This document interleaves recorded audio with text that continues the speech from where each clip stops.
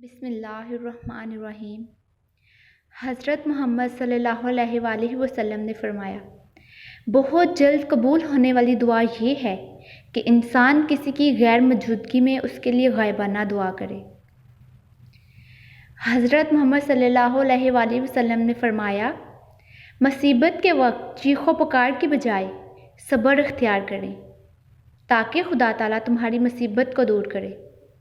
حضور نبی کریم صلی اللہ علیہ وآلہ وسلم نے فرمایا، مجھے بچوں کی 5 عادتیں بہت پسند ہیں۔ نمبر 1، وہ رو رو کر مانگتے ہیں اور اپنی بات منوا لیتے ہیں۔ نمبر 2، وہ مٹی سے کھیلتے ہیں اور غرور تکبر خاک میں ملا دیتے ہیں۔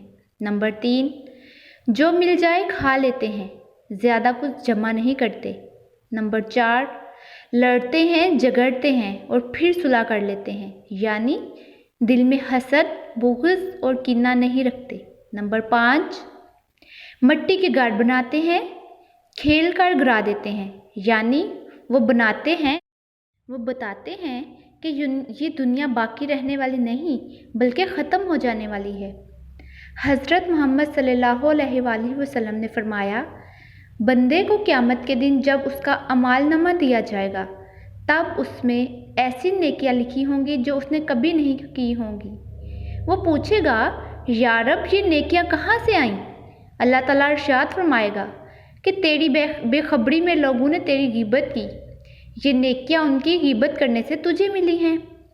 رسول صلی اللہ علیہ وآلہ وسلم نے فرمایا، ہر دن صبح 2 فرشتے اترتے ہیں، ان میں سے ایک دعا کرتے ہوئے کہتا ہے، اے اللہ، خرچ والے کو بہتر بدلہ عطا فرما، اور دوسرا التجا کرتا ہے، اے اللہ، جو خرچ نہ کرے اس کا مال تلف فرما دے۔ حضور صلی اللہ علیہ وآلہ وسلم کا معجزہ۔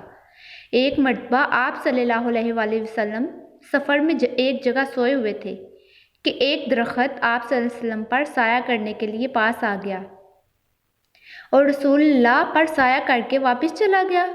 جب رسول صلی اللہ علیہ وسلم نیند سے بیدار ہوئے تو آپ صلی اللہ علیہ وآلہ وسلم کے سامنے سارا واقعہ بیان کیا گیا تو آپ صلی اللہ علیہ وآلہ وسلم نے فرمایا، اس درخت نے اللہ تعالیٰ سے اجازت مانگی تھی کہ مجھے آ کر سلام کرے تو اس کو اجازت دے۔ حضرت صلی اللہ علیہ وآلہ وسلم نے فرمایا، اللہ تعالیٰ تمہارے لیے 3 باتیں پسند کرتا ہے۔ نمبر 1، یہ کہ اللہ کی عبادت کرو۔ نمبر 2، یہ کہ کسی کو اس کا شریک نہ ٹھہراؤ۔ نمبر 3، سب مل کر اللہ کی رسی کو مضبوطی سے پکڑ لو۔ حضرت صلی اللہ علیہ وآلہ وسلم نے فرمایا، تمام مخلوقات اللہ تعالیٰ کی آیاں ہیں اور اللہ تعالیٰ کو اپنی مخلوقات میں سے وہ شخص بہت پسند ہے جو اس کی مخلوق کے ساتھ اچھا سلوک کرتا ہے۔